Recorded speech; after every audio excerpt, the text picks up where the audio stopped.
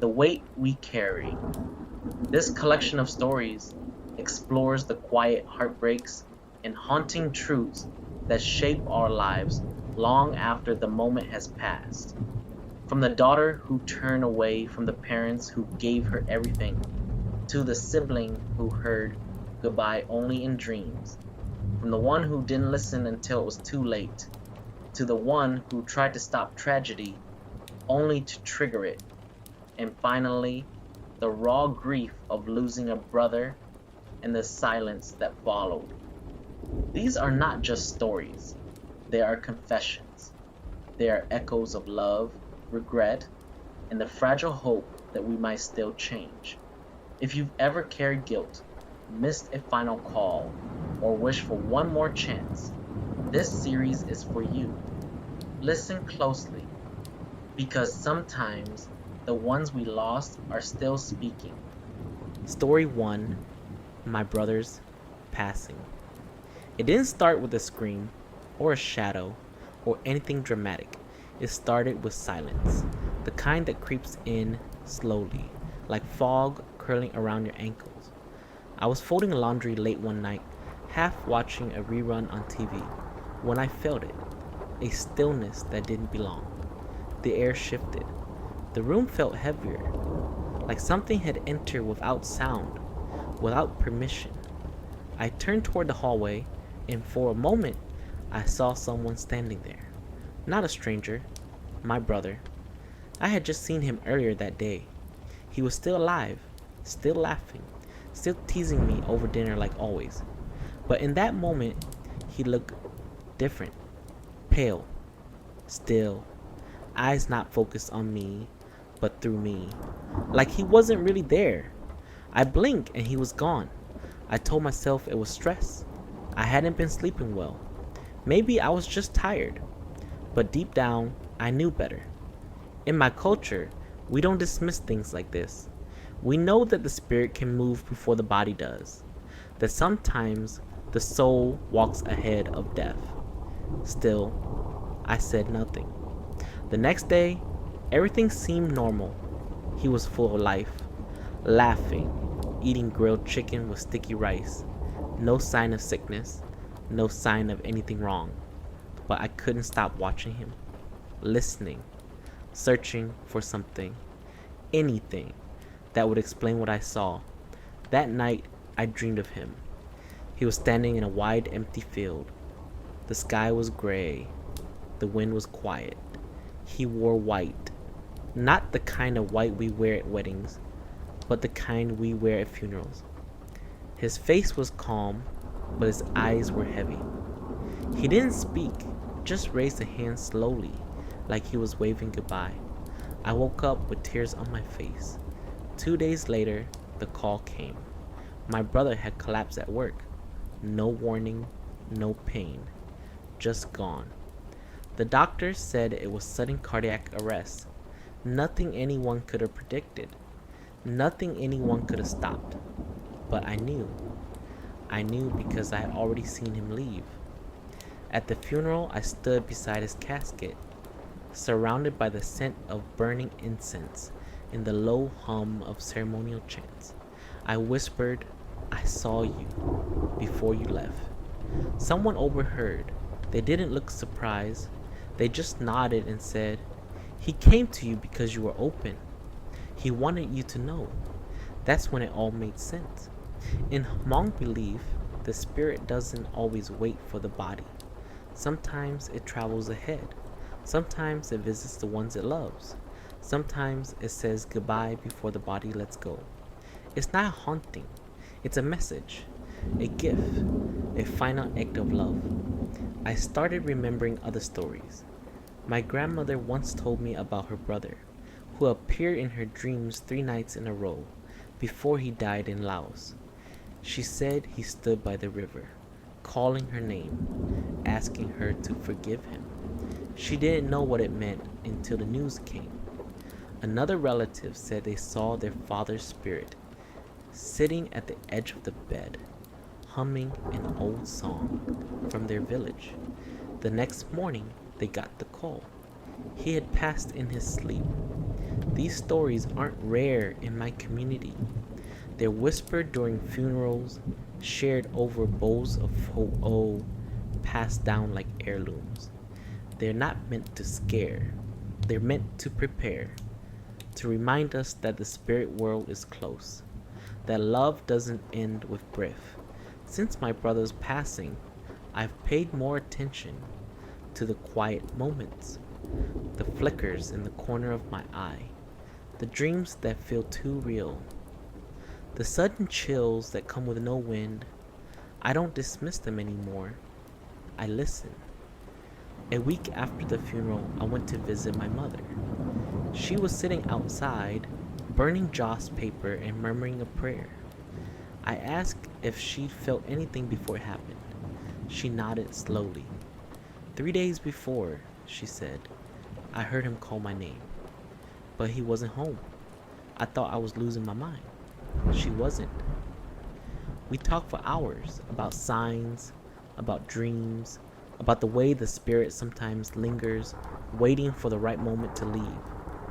She told me that when he was a baby, he had a fever so high the shaman said his soul had wandered too far. They performed a soul calling ceremony. Who played to bring it back? She said she never forgot the way he cried afterward, like he'd returned from somewhere far away. Now, she believed, his soul had wandered again. But this time, it wasn't coming back. That night, I lit a candle and sat quietly in my room. I didn't ask for anything. I didn't speak. I just waited. And somewhere in the silence, I feel it again. That stillness, that presence. Not heavy this time. Not cold, just peaceful. I don't know if it was him. I don't know if it was my own grief, reaching for something to hold. But I do know this. In my culture, the spirit world is never far. It walks beside us. It watches over us. And sometimes it whispers goodbye before we even know someone is leaving. Story 2. I tried to stop it, but that's what made it happen. I had the dream 3 nights before it happened. It wasn't vivid, just flashes. Headlights cutting through fog, screeching tires, a cold silence, and her name echoing in my chest like a warning I couldn't shake. I woke up gasping, drenched in sweat. I didn't tell her at first. I didn't want to sound crazy, but the feeling didn't leave. It followed me through the day like a shadow. Every time she laughed, I felt dread. Every time she kissed me goodbye, I felt like it was the last time. We were both in our 20s, living in a small town outside Madison, Wisconsin. She worked at a local bakery. I was finishing up my degree in environmental science. We weren't married, but we were serious. We talked about moving in together, about getting a dog, about maybe leaving Wisconsin someday, somewhere warmer, somewhere with mountains. But after the dream, I couldn't stop watching her. I started texting her constantly, drive safe. Let me know when you get there. Please don't take the highway. She smiled at first, said I was being sweet. But after a few days, she started getting annoyed. You're acting like something's going to happen, she said. Because I think it might, I whispered. That's when the argument started. She said I was being paranoid, that I was suffocating her, that she couldn't live her life trying to avoid something I saw in a dream. I said I was trying to protect her, that I'd rather be wrong than silent. The night it happened, we fought harder than we ever had. She was supposed to drive to her sister's place in Milwaukee. I begged her not to go. I told her I'd drive her myself. She refused. Said she needed space. Said she couldn't breathe around me anymore. She grabbed her keys. I tried to block the door. She pushed past me. You're making this happen, she said. You're so obsessed with stopping it. You're pushing me away. And then she was gone. I didn't follow. I didn't call. I just stood there, shaking, watching her taillights disappear down the street. The crash happened less than an hour later. They said she lost control on a curve. Wet roads, speeding, no other cars involved. Just her, just the dream, just everything I tried to stop. I wasn't at the scene, I didn't see it happen, but I had already seen it. And that's what broke me. For weeks, I couldn't sleep, I couldn't eat, I couldn't talk to anyone without crying. People said it wasn't my fault, that dreams aren't real, that I couldn't have known. But I did know, and the worst part is, I think she knew too. I think she felt it. I think that's why she was so angry, because deep down she was scared, and she didn't want to be. I stopped going to class. I stopped answering texts. I moved out of our apartment and stayed with my cousin in Eau Claire for a while. I didn't drive. I didn't listen to music. I didn't do anything that reminded me of her. But grief doesn't care where you hide. It finds you.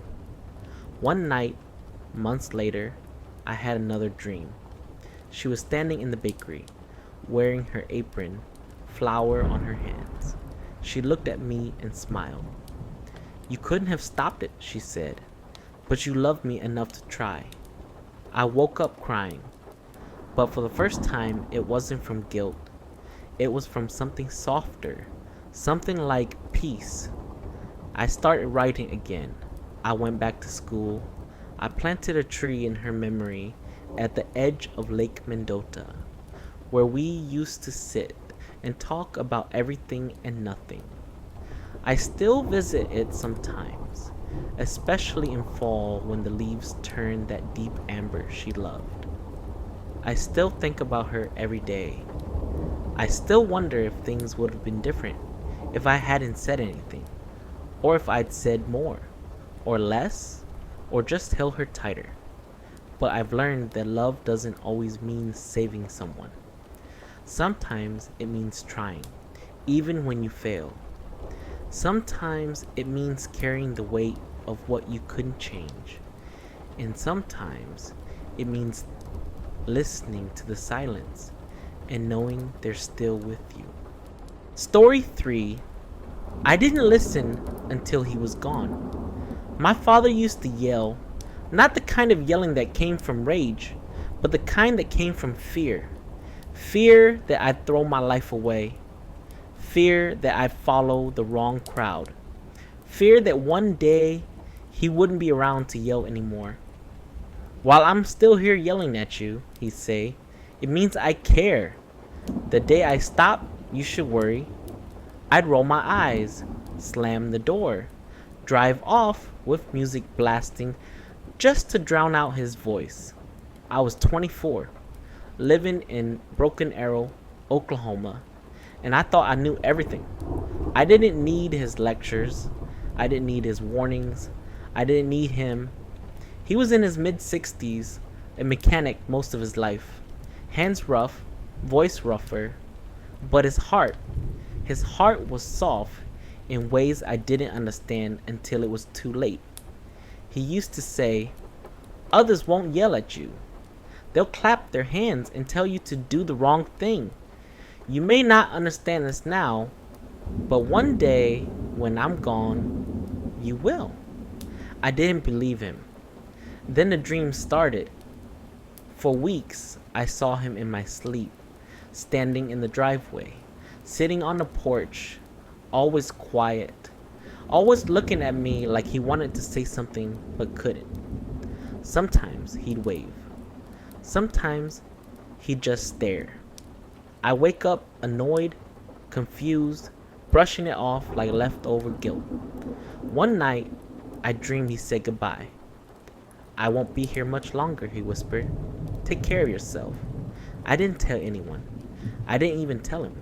I just ignored it, like I always did. Then one morning, he didn't wake up. He passed in his sleep. Peacefully, they said. No pain, no struggle, just gone. At first, I felt relief. No more yelling, No more lectures, no more guilt. I told myself it was better this way, that I could finally live my life without his voice in my ear. But then the silence came, and it was louder than anything he ever said. His words started echoing in my head, the warnings, the dreams, the goodbye.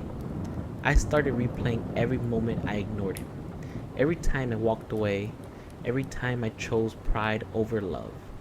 I tried reaching out to family, distant uncles, aunties. I asked for advice, for comfort, for anything. But they were busy, or distant, or didn't know what to say. One uncle said he was hard on you because he saw himself in you. Another just shrugged. He's gone now. You'll figure it out. I didn't figure it out. I spiraled. I stopped going to work. I stopped answering calls. I sat in his old truck for hours, just staring at the steering wheel, remembering how he used to grip it like it was the only thing keeping him grounded. I found myself driving aimlessly through the back roads of Oklahoma, past rusted barns and empty fields, past places he used to take me fishing when I was a kid.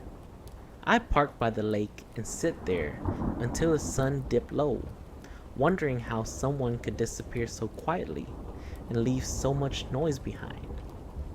One night, I thought about ending it.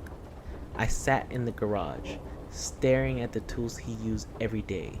I thought about how easy it would be, how quiet, how final. Then I heard his voice, not loud, not angry, just steady. I yelled because I loved you. I'm not yelling now, but I still do. I broke down. I cried harder than I ever had. Not because I missed him, but because I finally understood him. He wasn't trying to control me. He was trying to protect me. From the world, from myself, from the silence that comes when no one cares enough to yell. Since then, I've changed. I started going to therapy. I reconnected with my younger cousins.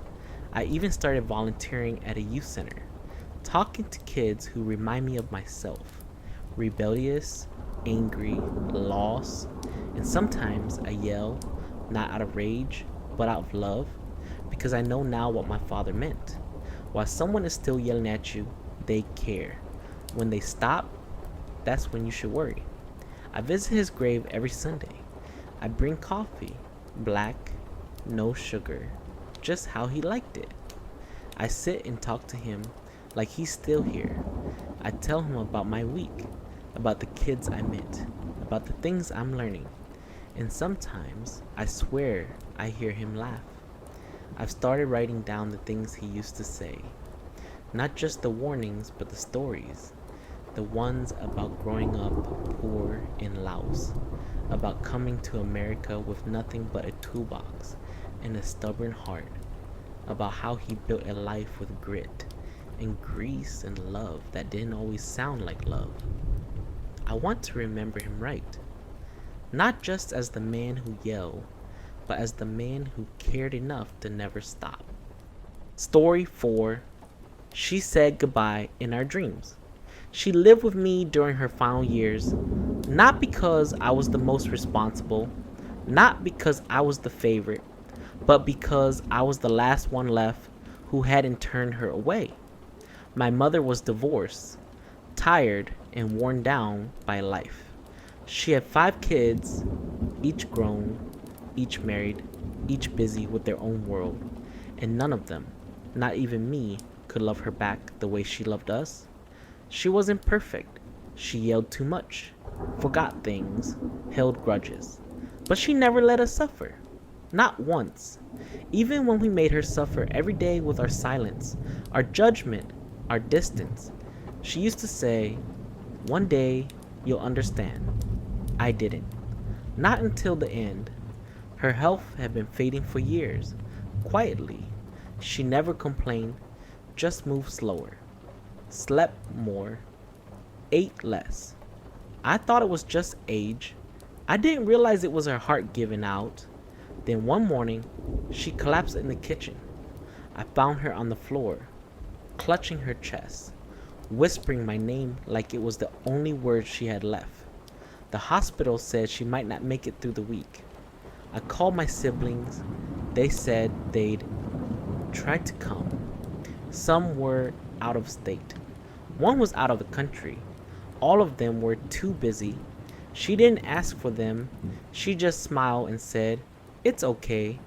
I'll see them soon." I didn't understand what she meant. But then the dream started. Each of my siblings, one by one, called me in the days before she passed, not to check on her, but to tell me what they saw. The oldest called first. He said he dreamed he was back in the garage, helping her fix the old lawnmower. She looked younger, stronger. She told him, "You were always the one I leaned on, even when you didn't want to be leaned on." Then she handed him a wrench and walked away. He woke up crying, said he hadn't cried in years. The second daughter called next. She dreamed they were cooking together. Her mother was humming an old lullaby. She asked, "Why are you here?" Our mother said, "To remind you that love doesn't have to be perfect to be real." Then she kissed my sister's forehead and disappeared. She didn't say much after that, just asked me to let her know when it was time. The second older brother called late at night. He dreamed he was a kid again, sitting on her lap while she told him stories about the moon and the tiger spirit. She said, "You used to believe in magic. I hope you still do." He said he laughed in the dream. Told her he didn't. She replied, "Then believe in me, just once." He woke up with a tight chest. Said he hadn't slept since. My baby sister called the day before she passed. She dreamed they were walking through snow. Our mother wore a red scarf. She asked, "Are you cold?" Our mother said, "Not anymore." Then she stopped and said, "You were the one I worried about the most. You hid your pain too well." My sister cried on the phone. Said she didn't know how to respond. And me? I didn't dream. I lived with her. I saw her every day. I heard her breathing at night. I watched her fade in real time. But the night before she died, I sat beside her hospital bed. She was asleep, barely breathing. I held her hand and whispered, "I'm sorry. I know it's too late. I was not a good son." She didn't respond, so I closed my eyes and tried to remember her laugh, her voice, her stories. I tried to imagine what she might say to me if she could. Then I felt her squeeze my hand, just once, and I swear I heard her voice, not out loud, but somewhere deep inside me. "You were the one who stayed. Thank you," I cried. Tears could not stop even when I tried to not cry. She passed the next morning. My siblings came for the funeral. They cried. They pushed their anger towards me, their frustration, blamed me for not taking care of our mother well. After the fight, they shared their dreams. They asked me what she was like in her final days. I told them she was tired, but peaceful. I told them she forgave us. I told them she said goodbye. Now, I keep her scarf in my closet, the red one. I wear it when the snow falls heavy, just to feel close to her. And sometimes, I swear I hear her laugh. She wasn't perfect, but she was ours. And in the end, she gave us one last gift. A goodbye wrapped in love, even if we didn't deserve it. Story 5. I didn't know what love was until it was too late. I was their only child, and they gave me everything. Growing up in California, I never knew what it meant to go without. If I wanted something, they found a way. New clothes, new phone, new car. They bent over heaven for me. I remember the day I asked for a specific model, a luxury car I didn't need. My dad cashed out part of their 401k just to make it happen. My mom cried when they handed me the keys, not because of the money, but because they were proud to give me what I wanted. I didn't see it then.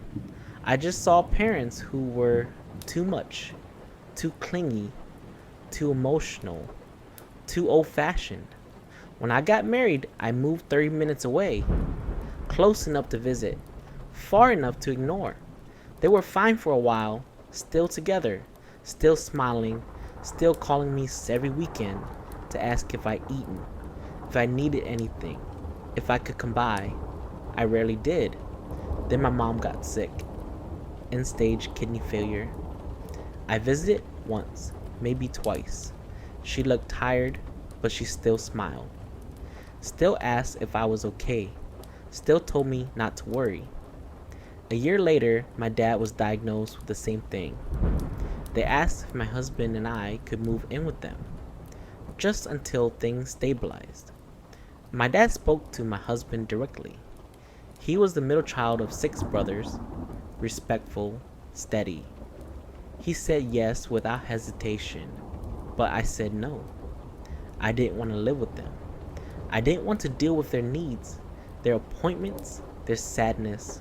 I told myself I had my own life, my own stress, my own marriage to manage.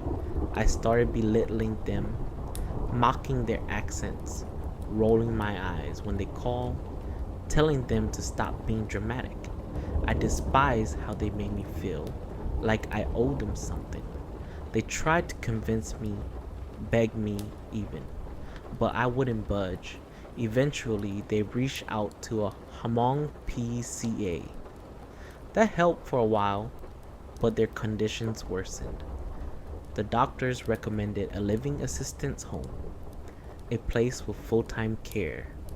They were terrified. They didn't want to go. They wanted to stay in the home they bought when they moved to America. The one with the garden my mom loved. The one with the garage.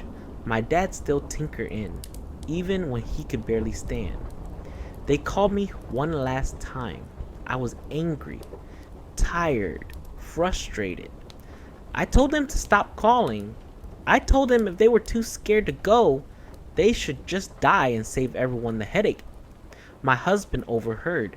He looked at me like I was someone he didn't recognize. Then he said, "If you can belittle your own parents like this, who's to say you won't do the same to mine?" We argued. He left. He drove me to my parents' house and dropped me off. I was furious. I pushed that anger onto them, blamed them for everything, for being sick, for being needy, for being alive. They cried. I remember my dad holding my mom's hand and saying, "We love each other so much. If I go, would you go with me?" She nodded. The next morning they were gone, both of them. They passed in their sleep together. The funeral was quiet. My husband didn't come. My relatives kept their distance. I stood alone beside 2 caskets and realized I had killed something more than just time. I had killed the last chance to love them back. My life spiraled after that. My husband divorced me. I lost friends. I stopped eating. I stopped sleeping. I stopped believing I was worth anything. It took 5 years to stabilize. 5 years of therapy, of silence, of rebuilding. My second marriage was different. He was patient, kind. He asked about my parents. He didn't judge me, just listened. One night, not long after our wedding, I had a dream. I was standing in the old garden behind my parents' house. The air was warm, humming with the sound of cicadas. My mother was there, wearing the same faded blouse she always wore when she cooked. My father stood beside her, smiling gently, his hands folded behind his back. They didn't look sick. They looked like they did when I was little, strong, proud, full of love. My mother stepped forward and touched my face. "Love them differently," she said. "Not like how you loved us, so they will love you." Then they turned and walked into the light. I woke up crying. Now I take care of elders. I visit my in-laws every week. I cook for them. I drive them to appointments. I sit with them when they're lonely. I do it because I finally understand. Love isn't loud, it's quiet. It's sacrifice. It's showing up even when it's inconvenient. It's listening when you'd rather walk away. I only regret I didn't learn this sooner, but I carry their words with me now, and I love differently, so they will love me. Thanks for listening to this story. Some lessons come too late. Some words echo long after the people who spoke them are gone. But if you're hearing this now, maybe it's not too late for you. Love your elders differently, not out of guilt, not out of duty, but out of understanding. Because how you love them is how you teach others to love you. If this story moved you, share it. And if you've got one of your own, send them to me. We're listening. Until next time.